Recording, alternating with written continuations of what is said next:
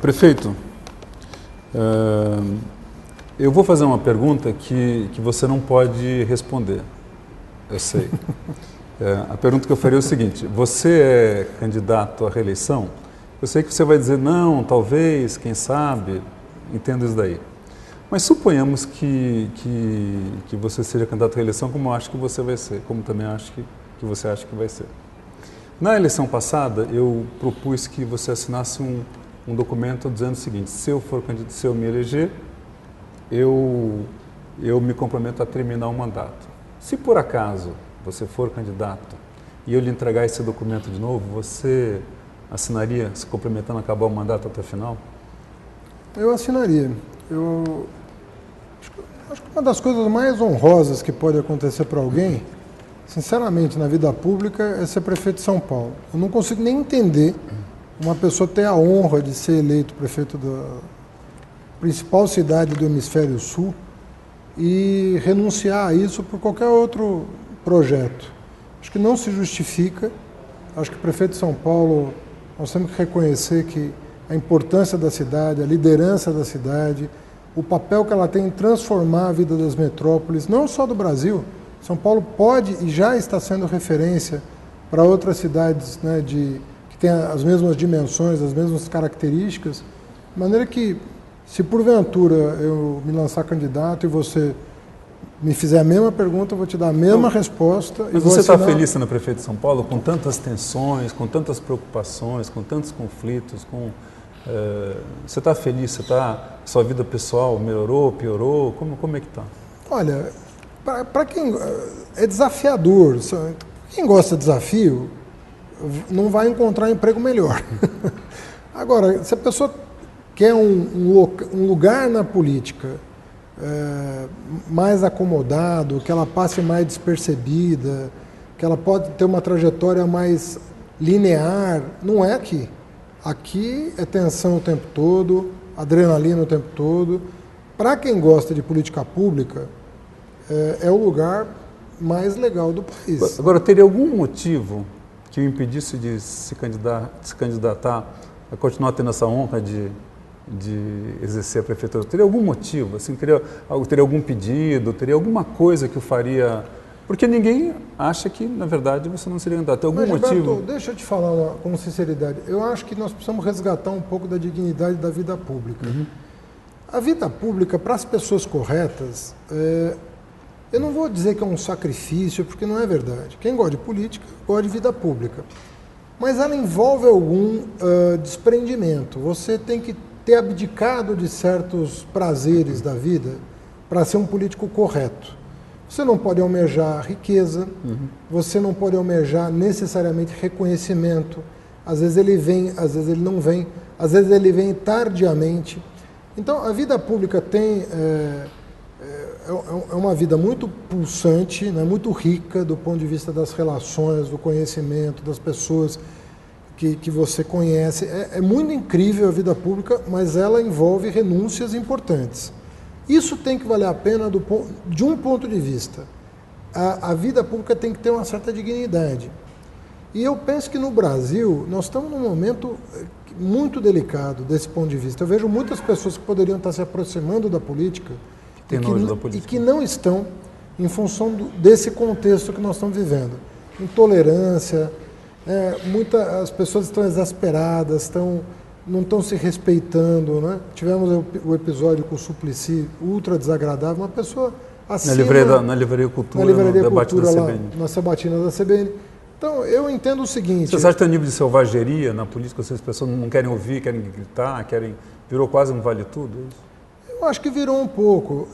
Não para a maioria da população, mas nós estamos dando espaço, né, para pessoas que não estão contribuindo com o debate democrático, né?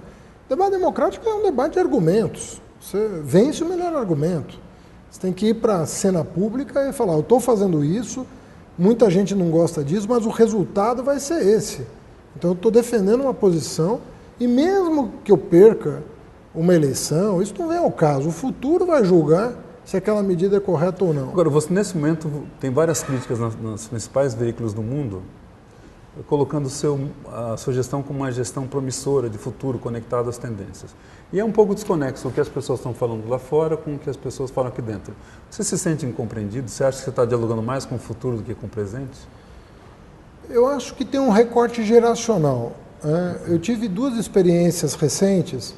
Eu fui debater políticas públicas na FAAP. Onde você tinha tudo para apanhar? Onde eu tinha tudo, vamos dizer assim. Eu fui debater hoje política pública na FEA, a Faculdade de Economia da USP. O que eu sinto é que tem uma juventude que já compreendeu o que essa cidade pode oferecer de melhor. Eu acho que tem uma mudança geracional que percebe o potencial da cidade com outros olhares. Se essa parte vai ser maioria ou não no futuro próximo, eu não sei. Mas eu acho que vai haver um movimento que vai embalar essa cidade e que, independentemente aí de ciclo político, não vai deixar a cidade retroceder. Até que ponto essa polarização PT-anti-PT, de alguma forma, não acaba influenciando a visão que as pessoas têm sobre a sua gestão? Porque hoje já está um ambiente de pró-contra, de fla-flu, de coxinha, de não ser coxinha. Não tem a cidade, às vezes, não está refém dessa questão que é nacional ou é até estadual? Qual que é o nosso objetivo? É promover uma clivagem diferente, né? É dizer, olha, nós estamos discutindo política pública urbana, metropolitana, nós temos aqui um enorme laboratório de políticas inovadoras.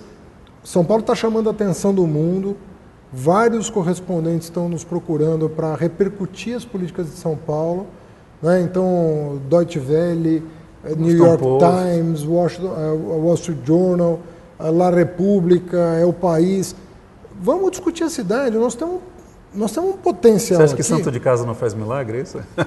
Eu acho mais difícil para quem está dentro compreender mudança de paradigma. Então, aí, essa entrevista daqui... Eu vou só te lembrar que a gente teve dificuldade em assimilar o cinto de segurança. Isso. Então, né, se a gente tem dificuldade de assimilar a vacina, o cinto de segurança, por que a gente não teria dificuldade de assimilar outras inovações? Essa entrevista, na verdade, prefeito, foi feita a partir de um plebiscito quase, né? Porque, na verdade, eu estou aqui, mas é o Catraca que está fazendo essa entrevista. A gente lançou, da semana toda, uma convocatória para os nossos leitores. A gente está com hoje 6 milhões de pessoas no Facebook. E foi uma coisa interessantíssima. Cada pergunta que vinha virava um novo fórum, que mostra que as pessoas querem debater a temática urbana com viés diferente. Uma das questões que apareceu aqui de vários leitores foi um tema que eu achei muito curioso, porque tem algumas questões que eles levantaram do tipo, a disputa na Paulista com o Ministério Público, a disputa da redução da velocidade. Não seria o caso da Prefeitura estabelecer plebiscitos para alguma dessas questões, que aí vota, aí a população pode, um plebiscito, a Paulista tem que ser aberto ou não para a população? A redução... pode ser uma medida que você pode lançar até o final do seu mandato? Olha, na própria sabatina da CBN, essa pergunta surgiu. Um grupo de vereadores, parece 12 vereadores, querem utilizar o ano que vem para perguntar para a população sobre políticas públicas. Eu considero genial, sou fã da Califórnia, que a Califórnia faz muito isso.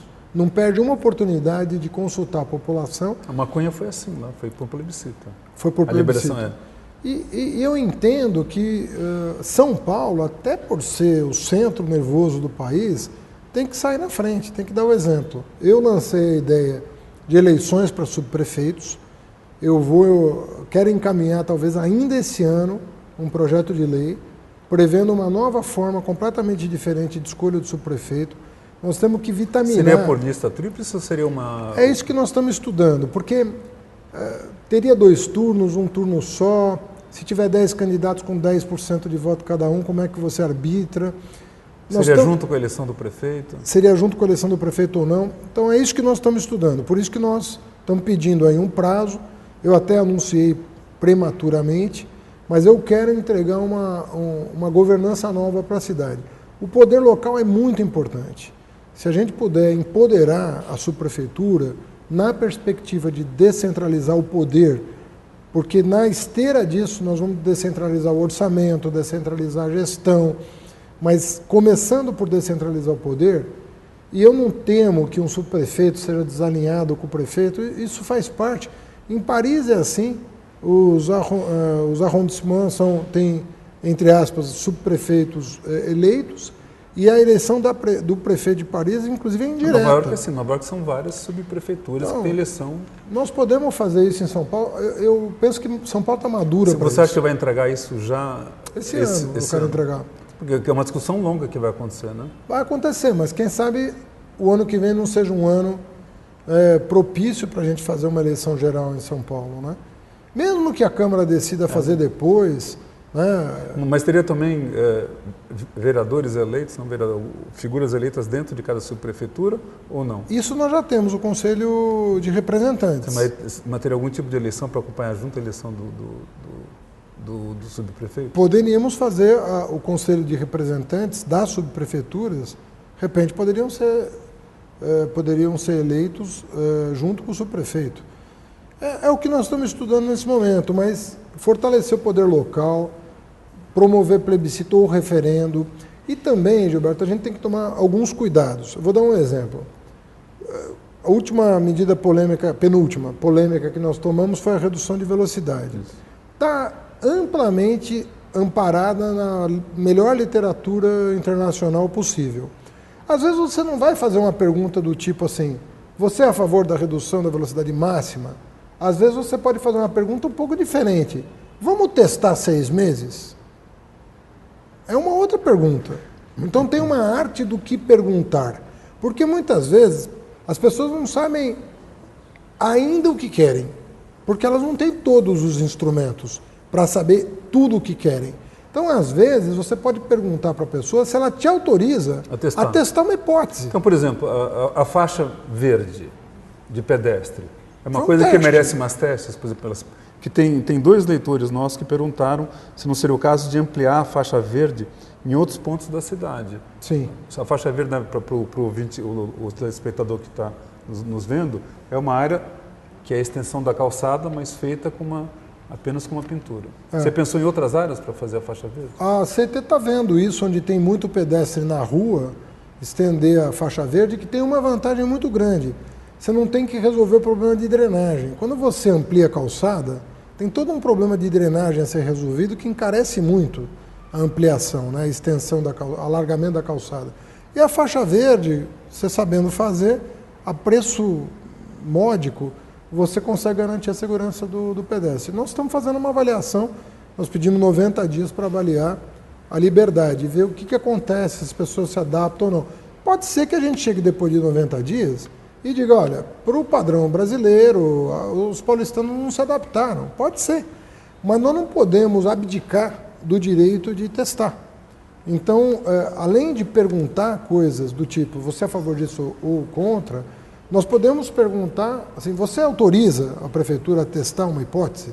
Eu acho que seria bom também. Por exemplo, seria interessante fazer um plebiscito sobre a Paulista, por exemplo? É um tipo de assunto que você acha que mereceria plebiscito? Ou eleger um fato consumado já foi aprovado? Não, nós poderíamos, inclusive, legitimar nas urnas, por plebiscito, políticas públicas, inclusive que a gente tenha certeza que a população vai aprovar. Mas nós não perderíamos a oportunidade, por exemplo, de ouvir, né, o fato de ter aderência do eleitorado às políticas públicas as transformam em políticas de Estado. Agora, tem riscos, por exemplo, quando teve a questão da velocidade, que era uma questão óbvia, houve um clima quase de histeria na cidade, eu achei. A única coisa que eu vi comparada a isso na história do Brasil foi a revolta da vacina. É verdade. Quando as pessoas foram contra a vacinação. Passou 6 meses, as pessoas já viram que diminuiu e tal.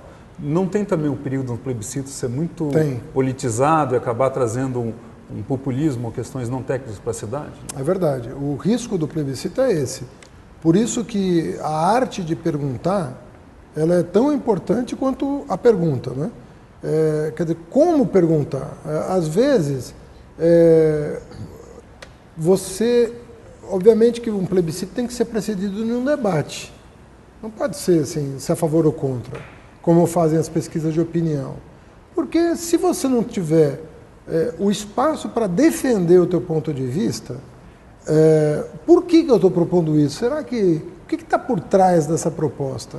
Quando você mostra a experiência internacional, a meta estabelecida pela ONU de redução de 50% dos acidentes de trânsito, sobretudo mortes no trânsito, o Brasil com 12 mortes, Brasil não, São Paulo com 12 mortes por 100 mil habitantes, que é quase 10 vezes o que acontece em Tóquio, 4 vezes o que acontece em Nova York.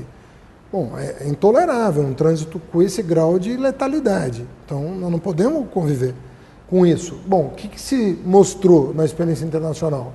Que nós temos que diminuir os acidentes para o bem do trânsito e principalmente para o bem da vida, da integridade física das pessoas. A discussão aqui ficou assim, prefiro andar mais rápido do que preservar uma vida, né?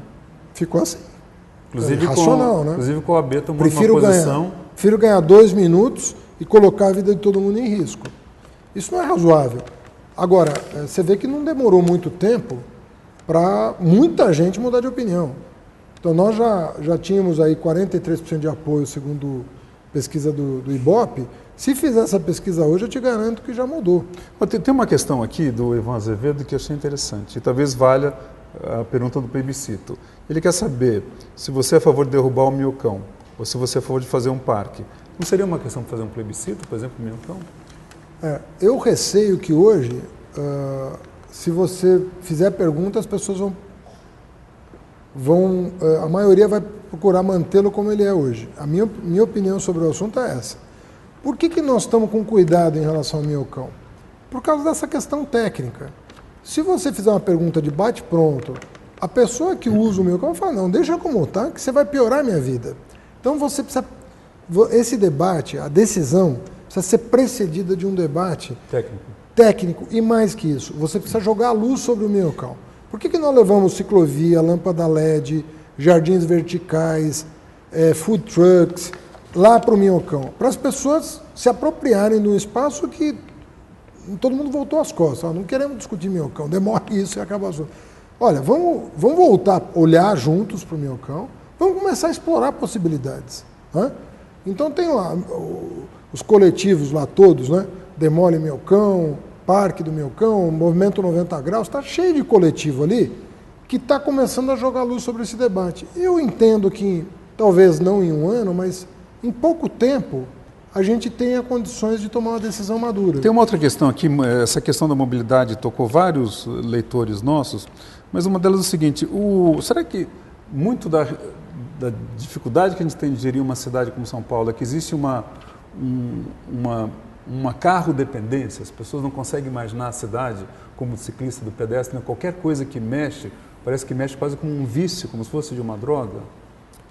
Olha, existe isso, em parte porque os investimentos em transporte público sempre ficaram aquém do necessário, então tem um lado que é real. Infelizmente o nosso metrô, né, ainda anda lentamente, as obras, e muito do transporte que é feito por ônibus é feito impropriamente, porque nós estamos usando um transporte de média capacidade para fazer transporte de alta capacidade. Então tem um descompasso entre uma coisa e outra. Agora, eu converso com muita gente que viaja o mundo inteiro, gente do mundo que mora em São Paulo, e as pessoas estão dizendo, olha, o sistema funciona. Tem problemas, como em todo lugar do mundo. Se for no metrô de Tóquio, você vai ver que o problema existe. Se for no metrô de Moscou, o problema existe. Então não é tão simples resolver o problema de mobilidade. Mesmo os países ricos têm dificuldade com isso. O trânsito em Roma, em Paris, em Londres, é comprovadamente pior do que o trânsito em São Paulo. Com uma malha metroviária... Em Londres tem um pedágio urbano. Com uma malha metroviária, X vezes maior do que a nossa. 3 vezes, 4 vezes maior do que a nossa. Teve uma questão que você colocou na campanha, que eu acho que não está bem equacionado, segundo vários ouvintes. Para você também melhorar a mobilidade, você tem que colocar o pedestre como prioridade. E São Paulo não tem calçada, a verdade é essa. Não tem uma solução mais realista para as calçadas de São Paulo? Porque se as pessoas podendo andar mais a pé, elas vão, quem sabe, andar 10 quarteirões até a padaria, não vão pegar nem ônibus, nem táxi, nem nada. A gente está com uma meta que vai ser cumprida de 1 milhão de metros quadrados de calçada. 300 mil novos calçada nova, 300 mil metros de calçada nova e 700 mil metros de reparo, né?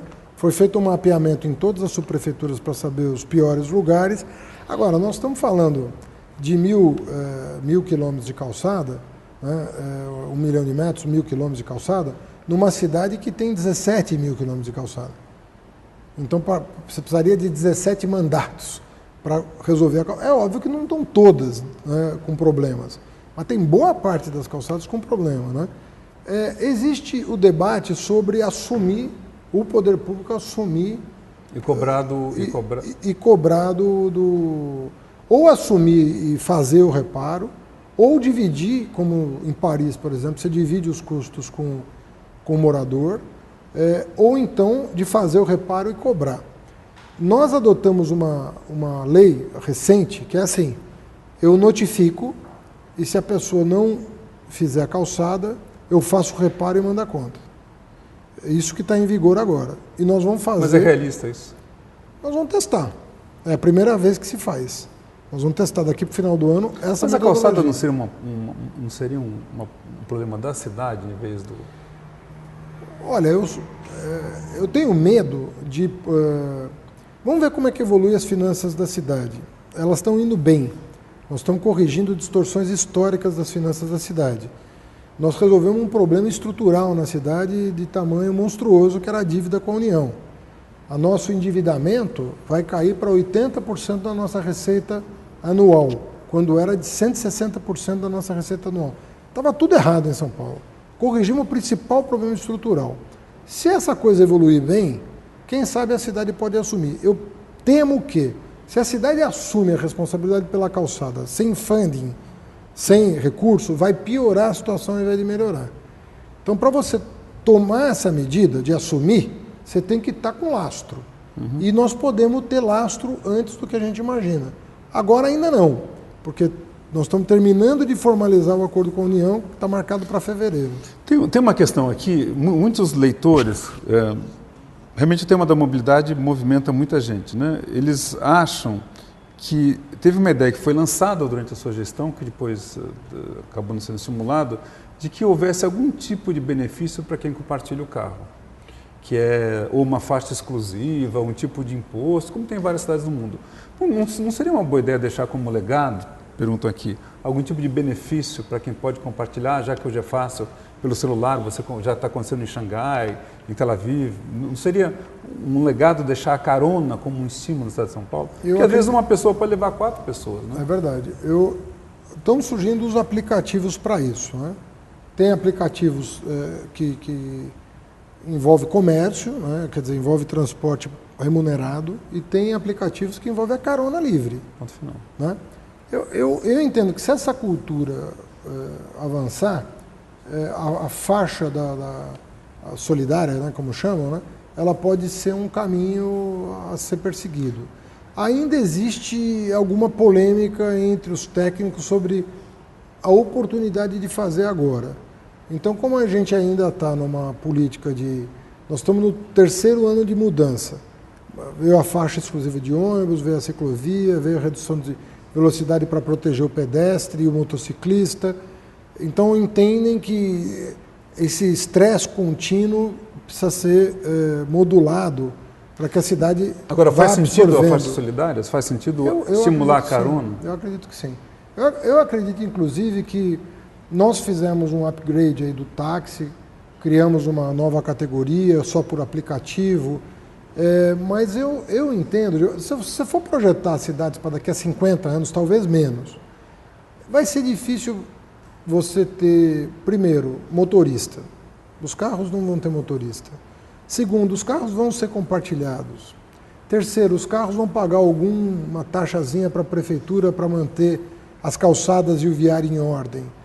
E os custos vão ser bem menores para o cidadão, porque ninguém vai ficar gastando IPVA, vai ficar gastando gasolina, ninguém vai ficar gastando depreciação de veículos. Eu acho que em pouco tempo essas coisas todas vão juntar, sabe? O carro sem motorista do Google, com o Uber, com aplicativo de compartilhamento, isso tudo vai se fundir numa cidade que vai combinar modais. Agora, o William Porto está colocando uma questão, se você não ficou muito refém da pressão Os táxis? Dos táxis. Porque nessa discussão teve a posição da prefeitura e teve a posição dos motoristas de táxi. Teve uma só posição, e eu concordo com o William, porque não foi levado em conta. O consumidor quer ou não quer o Uber? O Catraca Livre fez uma pesquisa, né, Júlia? Deu 90% querem Uber, porque é uma opção a mais. Será que nesse caso a prefeitura não ficou refém de um corporativismo? Porque no final não teve uma solução. Teve o táxi preto, digamos assim. Tá. Mas o Uber, que é uma solução tecnológica que pode ser interessante, Sim. ficou relegado no segundo plano. Você não conseguiu ter força? Você? O que foi? O que nós fizemos? Nós fizemos um gesto na direção do que o consumidor quer. A minha preocupação com o Uber qual que é? A minha preocupação com o Uber, eu disse para o CEO do Uber. Falei, olha, não vai funcionar um mercado totalmente desregulamentado. Isso já não funcionou. Porque hoje é o Uber, amanhã vai vir uma outra coisa. Amanhã vai vir um terceiro, um quarto, um quinto aplicativo. Daqui a pouco nós vamos voltar para as vans clandestinas. É um pulo para você desregulamentar o mercado. Então vocês precisam se enxergar dentro de um contexto em que a prefeitura faz, às vezes, do que você pretende fazer. Porque eu perguntei para ele, quem regula a quantidade de carros que entram no sistema de vocês? Nós mesmos. Bom, mas isso quem tem que fazer é o poder público, porque vocês não vão ser únicos. Já já aparece o Uber do B, o Uber do C, o Uber do D. Vocês não vão ter o monopólio do aplicativo. Essa coisa é dinâmica. Então, por que você quer assumir uma tarefa que é nossa, de verificar? Eles compreenderam a posição da prefeitura. E o que eles fizeram? Eles aproveitaram uma brecha do Plano Nacional de Mobilidade e protocolaram uma petição para que nós disciplinássemos um dispositivo do Plano Nacional, da Lei Federal. E nós ficamos de estudar se haveria condição de compatibilizar a regulação que eu considero absolutamente necessária do poder público com uma flexibilização das formas de atendimento. Não é? Se isso pudesse ser compatível, bem, agora nós não podemos esquecer que nós tínhamos 60 mil pessoas habilitadas a dirigir um táxi que estavam na fila, esperando. Tá, agora mesmo assim... E que não foram para o Uber, porque o Uber não estava regulamentado. Agora, aí você diz para essas pessoas, vocês perderam uma vez. A gente quis fazer um gesto também com essa categoria, então não foi uma concessão. Agora, tem uma coisa que parece óbvia, que é essa indústria de alvará é uma indústria ilegal.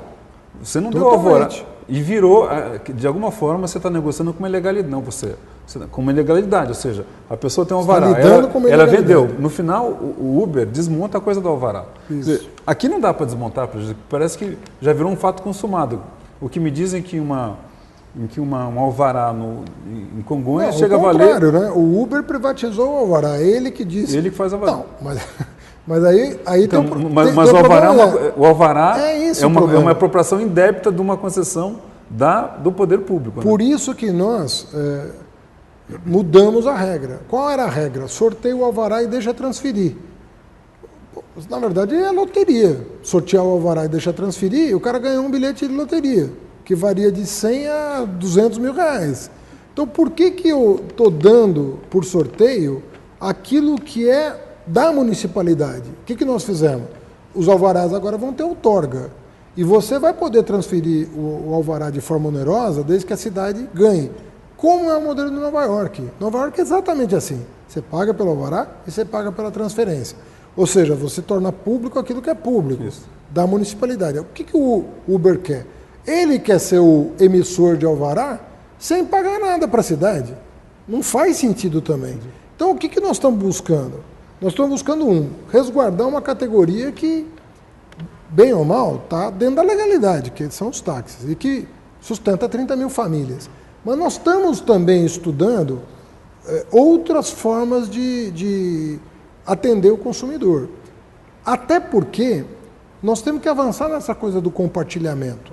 Se nós tivermos uma situação em que os carros podem ser compartilhados, você vai poupar trajetos. E isso vai melhorar muito a fluidez. E aí não tem quem proíba. Aí não tem. Ninguém pode proibir de levar o filho. Agora, tem uma outra questão aqui que mostra como essa situação é contraditória. Porque quando se criaram os aplicativos de táxi, 99 e Easy, o ponto acabou. O ponto de táxi acabou do dia para a noite. Hoje em dia você já não liga para o ponto. Você chama pelo aplicativo. Só que ninguém reclamou, não é isso? Ninguém reclamou porque não você não violou a regulamentação. Mas porque tinha um interesse próprio das pessoas, do taxista. Ou seja, tinha uma questão corporativista ligada aqui. Tem uma outra questão da velocidade, que essa eu acho muito importante nessa questão da proteção da vida. Alessandra Baralho Gomes. Haddad, você abaixou a velocidade nas principais vias de São Paulo, mas vejo diariamente motoqueiros, isso eu também vi, muito acima da velocidade estabelecida. Qual é o plano para que eles também respeitem a velocidade, tornando o trânsito mais justo? Olha, se tem uma pessoa com a qual eu me preocupo, é com o motociclista. Porque o número de mortes de motociclistas na cidade de São Paulo é uma coisa inaceitável. Então, muitas vezes, o motociclista não está compreendendo que essa medida não tem a ver só com o pedestre, tem a ver com ele. Eu tenho perguntado para muitos motociclistas, às vezes você faz um pedido de delivery em casa, eu pergunto para todos que vão lá em casa, escuta onde você mora, você pega a Marginal, você pega alguma avenida importante da cidade, você não está se sentindo mais seguro? A pessoa, evidente, porque se acontecer algum acidente comigo, eu sei que as minhas chances de sobreviver a esse acidente aumentaram muito com a redução de velocidade. Porque um carro a 50 consegue ter reflexo para impedir uma letalidade. Agora eu falo, por que você próprio não respeita o limite de velocidade? Nós reativamos os radares pistola por causa disso. Como o radar tradicional fixo não pega o motociclista, a gente colocou agentes. Mas o que a gente quer mesmo é convencer o motociclista de que, para além do pedestre, ele e o ciclista, sobretudo o ciclista que não está na ciclovia, hoje temos uma malha, mas o ciclista que está fora da ciclovia, porque eventualmente não tem, e o motociclista que não pode pegar no seu viário tradicional, é o maior beneficiário desse programa de proteção da vida. Tanto é que a morte de ciclistas na cidade de São Paulo em um ano caiu 46%, embora o número de ciclistas tenha aumentado 66%. Então veja só, no mesmo ano que nós aumentamos em 66% o número de ciclistas, caiu em 46% o número de mortes de ciclistas. Está acontecendo isso com o motociclista também. Só que podia cair muito mais. Quer dizer, se eles respeitarem as velocidades máximas, ele e os carros, a chance de letalidade é mínima. Isso está provado por estudo acadêmico. Eu tenho uma questão aqui do Luiz Santiago Málaga sobre bicicletas elétricas. A Prefeitura tem algum plano de desoneração fiscal para a bicicleta elétrica, a semelhança do que foi ensaiado a respeito dos carros elétricos? Olha, não incide imposto municipal sobre a bicicleta. Os carros, a gente tem a cota parte do IPVA. O que nós fizemos com os carros elétricos? Nós vamos devolver o IPVA que nos cabe, que é metade do IPVA pago, e estamos isentando de rodízio o carro elétrico, porque a gente acha que é muito mais sustentável para a cidade e muito melhor do ponto de vista ambiental e tal. A bicicleta elétrica, eu acho que o governo do estado e o governo federal, e aí não é uma questão partidária, porque estão muito lentos nas respostas ambientais que precisam ser dadas sobre o carro elétrico. Tem país no mundo que 60%, 70% dos carros que estão sendo vendidos já são elétricos. No Brasil é nada, não tem venda de carro elétrico. Nem fábrica nós temos instalada no Brasil. Por quê? Porque não há estímulo à produção de carro elétrico no Brasil. É um erro do nosso sistema tributário não olhar para a dimensão ambiental. Esses eventos extremos que estão ocorrendo nas metrópoles, esquece o aquecimento global. As ilhas de calor nas metrópoles estão provocando tempestades tropicais que não eram comuns. São Paulo não tinha tempestade tropical. São Paulo tinha garoa. Hoje, esse ano nós tivemos 2 tempestades tropicais que beiraram a velocidade de vento de furacão. Nós tivemos 96 e 104 km por hora de vento. 119 é o primeiro degrau de um furacão. Não tinha isso em São Paulo. Por quê? Ilha de calor. Então nós temos que migrar, a matriz nossa de mobilidade tem que migrar. Nós conseguimos atrair uma fábrica de ônibus elétricos em Campinas. Mas carro elétrico produzido no Brasil tem muito pouco. E agora entra outra questão sobre a questão ambiental, que é o seguinte: na sua campanha você fez uma posição dura em relação a controlar, que era Papanico, e acabou tirando. Só que tirou e não colocou nada no lugar. Não ficou pior para a cidade, porque bem ou mal tinha alguma coisa. Agora a cidade não tem nada. É. Bom, que nós estamos começando a desenvolver essa política de dispensar o rodízio de carro elétrico é importante. Agora, não resolve o problema. O que nós verificamos, Gilberto? Quando nós tínhamos uma curva, a frota da cidade acompanhava a evolução da frota do Estado. Você tinha curvas paralelas. O crescimento da frota na capital era basicamente semelhante ao crescimento da frota no resto do Estado. Quando você introduz a inspeção veicular, abre uma boca de jacaré. A frota do Estado começa a aumentar, continua aumentando no mesmo ritmo, e a frota da capital declina vertiginosamente. Nós fomos analisar os dados. Sabe o que estava acontecendo? As pessoas estavam licenciando os seus carros nas suas residências fora de São Paulo. Ou na Grande São Paulo, teve uma cidade da região metropolitana que teve 200% de aumento de frota. Porque o vizinho dava... Então, mas por que não faz um rodízio para quem vem dessas cidades que não tem pedágio urbano, por exemplo? Não, rodízio existe. Não. Por que não faz o rodízio? A inspeção? Então, porque tem uma coisa contra a cidade. São Paulo faz, mas malandramente nenhuma cidade de entorno faz. Isso. E o ar você não tem parede. Você não tem parede. Não seria o caso, faz aqui e faz um rodízio especial para quem vem de Osasco, Olha, se você quiser... não tem inspeção veicular. Não é mais fácil fazer uma inspeção metropolitana? Não, claro. Isso que nós estamos propondo. Mas a Assembleia não... Não é Assembleia. Não é Assembleia. Porque a gente põe a culpa na Assembleia. Quem são os prefeitos? Não, se o governo do Estado quiser, aprova o projeto. Não é tão difícil assim para o governo do Estado aprovar um projeto. Então a gente fica botando a culpa... O que é verdade, a gente tem sinalizado isso. Tem que ter inspeção? Bem, vamos fazer uma inspeção racional em todo o território, não é, do Estado. Porque aí você evita a migração de frota poluente de uma cidade para outra. Mas agora tem perspectiva de voltar a ter inspeção veicular em São Paulo? Eu acredito, primeiro, ainda tem uma questão judicial pendente que deve estar para ser resolvida. Mas o apelo que nós estamos fazendo para os ambientalistas e, sobretudo, para o PSDB é o seguinte: vamos tratar essa questão de maneira suprapartidária e fazer direito, com os números na mão, ou vamos ficar com esse jogo de empurra? Olha, faz você ou faz você. Faz direito, faz como no mundo inteiro ou estadual ou nacional. Não tem cidade que faz. Ou é no Estado, né? Tem Estado americano que faz, tem Estado americano que não faz. Mas não tem cidade americana que faz. É Estado. Ou é nacional. Tem países europeus que toda a frota é inspecionada. Mas aí é uma política nacional. O que não tem sentido é numa metrópole com 39 cidades, uma fazer e as outras não. Agora, voltando ainda à questão da mobilidade, a questão do ônibus, por exemplo. Você vai aumentar ou não a tarifa de ônibus? E o seguinte, será que a população sabe o custo de não aumentar a tarifa? Porque o subsídio está quanto hoje? Está chegando a 2 bilhões.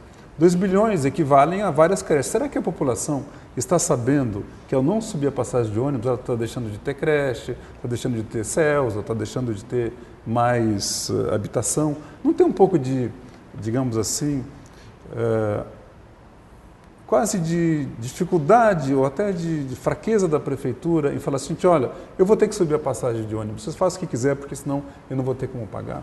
Porque o ano que vem vai ser eleição, certamente vai ser... Você vai aumentar, não vai aumentar? Você vai explicitar essa discussão? Você tentou resistir ao máximo que pôde, que eu sei, quando teve aquela movimentação. Né? Sim, mas no final do ano passado nós aumentamos. Né? Nós nunca tivemos medo de fazer esse debate. Eu não tive medo de fazer esse debate, nem quando estava todo mundo aqui tentando botar fogo no prédio da prefeitura. A gente aumentar de 6% depois de 2 anos e meio a tarifa e a situação saiu do controle aqui. Eu estava aqui dentro do prédio querendo debater. Até porque eu tinha acabado de lançar um programa de metas baseado em algumas premissas. E essas premissas foram todas sendo solapadas, né?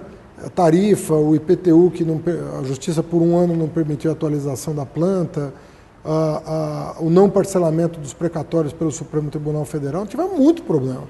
Com tudo isso, nós estamos investindo na cidade, vamos bater o 3º ano de investimento acima de 4 bi, né, que é o melhor indicador que nós temos. Agora, eu debato esse tema com quem quiser, a hora que quiser. O que nós estamos fazendo agora? Nós estamos no meio de um processo de licitação. Nós fixamos uma taxa de lucro máxima para os empresários, que é cerca de 1/3 menor do que eles estão acostumados a ganhar. Nós chamamos a primeira auditoria internacional, nós contratamos, verificamos que a taxa de lucro estava num patamar muito além das possibilidades da prefeitura e do mercado.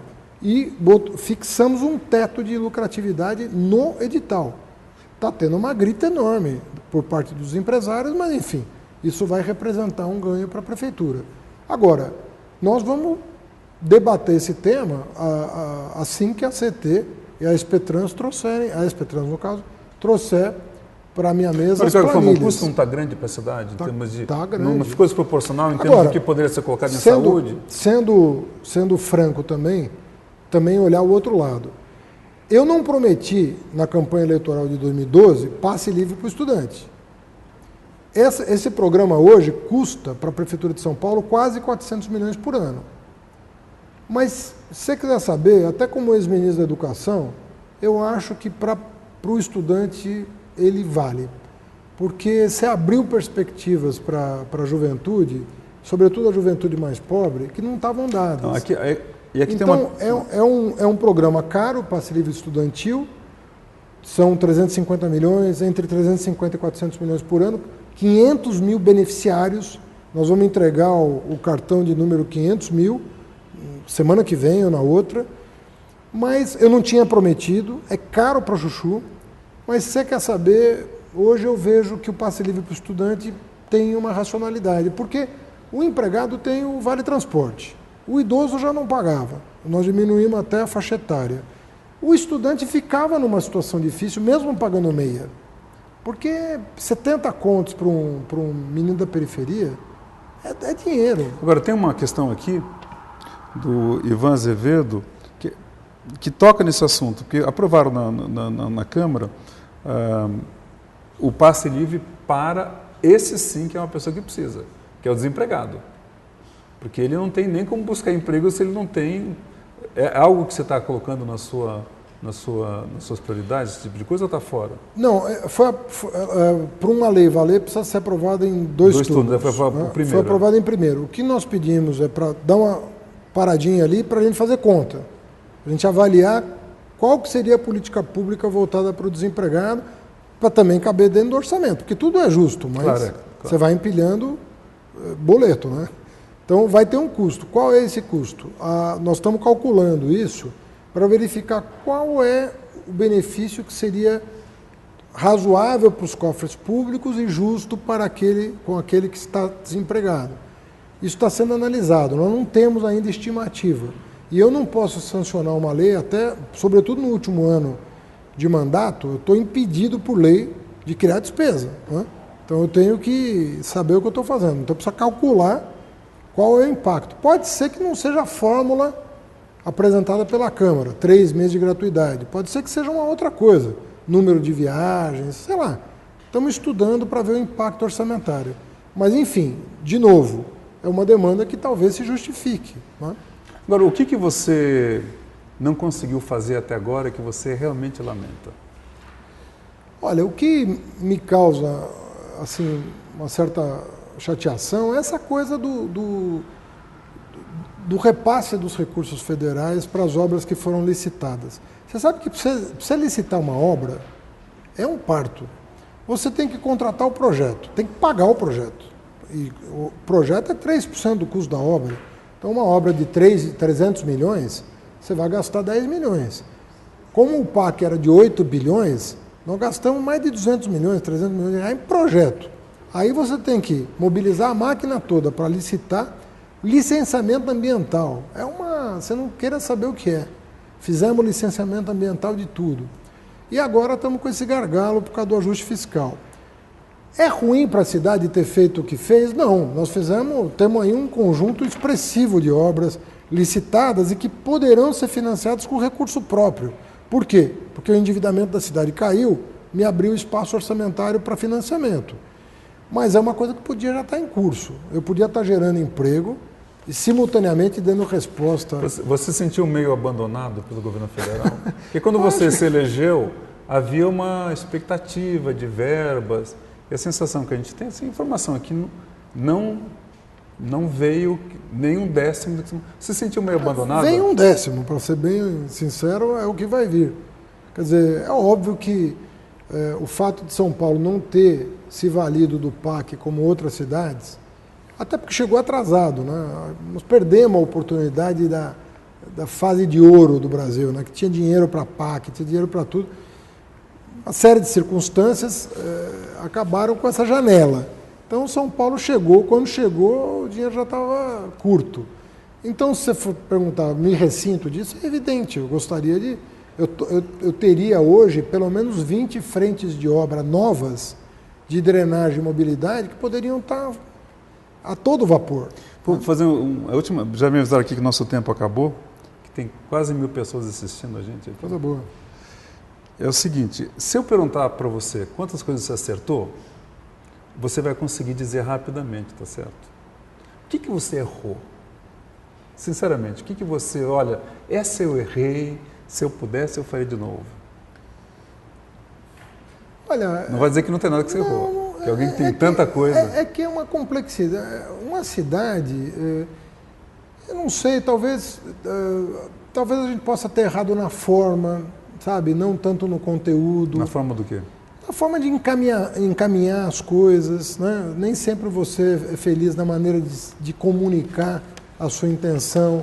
É muito fácil você ser vítima, por deficiência tua, né? De uma contra-informação que prejudica uma política pública interessante. Eu diria que talvez a gente tenha errado mais na forma do que no conteúdo. Eu não me lembro de uma decisão assim que eu tenha tomado que eu falo, eu voltaria, até porque eu não teria problema nenhum de voltar atrás. Eu sou uma pessoa que lido bem com olha, está errado, faz de outro jeito, né? Mas talvez na forma de encaminhar nós pudéssemos ter um outro tipo de encaminhamento. Junho, acho que atrapalhou um pouco a gente. Não, quando eu falo a gente, não é só a prefeitura, eu acho que a classe política ainda não decifrou o que estava em jogo na relação poder público-cidadania. Então, talvez a gente devesse entender melhor. Agora numa eventual campanha da sua reeleição, você vai ser muito mais cauteloso na hora de fazer promessa, ou não? Porque você viu a realidade, da cidade que talvez você não soubesse antes quando era candidato. Gilberto, eu acho o seguinte... Na sua campanha tinha o Arco do Futuro. Não, mas vai sair. Isso aí... Olha, você pode ter certeza de uma coisa. O que eu não consegui entregar vai estar muito bem encaminhado. Mas muito bem encaminhado. O que eu não consegui entregar, eu vou explicar porque eu não consegui. Né? Ou faltou uma coisa, ou faltou outra, mas nenhuma daquelas ideias terão ficado no papel. Nenhuma. Né? Nós vamos licitar o ENBI, nós vamos licitar o CEAGESP. E o LED que está parado? Nós vamos licitar o LED, dependendo da decisão final amanhã do Tribunal de Contas, que reteve o nosso edital por 6 meses para estudar. Justo, é do jogo. Mas o LED não foi promessa de campanha. O passe livre não foi promessa de campanha. Nós fizemos. Vamos fazer. Né? E muita coisa que era difícil fazer, nós vamos encaminhar muito bem. Você sabe que a gente conseguiu falar aqui 1 hora sem falar de política, quase, política partidária, né? É um fato raro, né? Fato raro. Mas uma tem que fazer. Lógico. Você vai... Existe alguma chance, por menor que seja, de você deixar o PT, como há rumores sobre isso? Tem alguma chance ou é uma cascata total? É uma cascata total que foi desmentida online. Entrou a matéria, eu desmenti no Twitter 5 minutos depois. Depois de falar com o editor do jornal e dizer, olha, vocês estão cometendo um equívoco, não sei com quem vocês falaram, não foi comigo, e nem com nenhum interlocutor meu. Quer dizer, da onde saiu isso? Mas saiu que também o PT hoje talvez seja mais contra você do que favorável, no sentido de ser um peso na sua candidatura, ou não? Eu acredito que pode até ser, mas o que eu respondi na CBN, agora no debate da fé, estou te respondendo, olha, eu acho que o PT é um experimento social dos mais importantes do país. Talvez seja o primeiro partido que foi criado de baixo para cima. Se a parte de cima não está respondendo ao povo de baixo, eu confio que o pessoal de baixo vai revitalizar o partido e recolocá-lo no rumo certo do combate à intolerância, no combate à desigualdade. É isso que eu acredito. Obrigado, viu?